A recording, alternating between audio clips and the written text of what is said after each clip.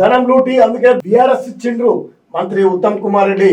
ప్రజాధనాన్ని లూటి చేయడం వల్లే కేసీఆర్ కు బీఆర్ఎస్ పార్టీకి బీఆర్ఎస్ ఇచ్చిరని, అన్ని రంగాల్లో అవినీతికి పాల్పడినటువంటి బీఆర్ఎస్ ప్రజాధనాల్ని లూటి చేసిందని, అందుకే ప్రజల పార్టీకి బీఆర్ఎస్ ఇచ్చారని మంత్రి ఉత్తమ్ కుమార్ రెడ్డి విమర్శించారు. శనివారం ఆయన మీడియాతో మాట్లాడుతూ బీఆర్ఎస్ వైఫల్యాలు, నిర్లక్ష్యాన్ని తీవ్రంగా స్థాయిలో ఎండగట్టారు.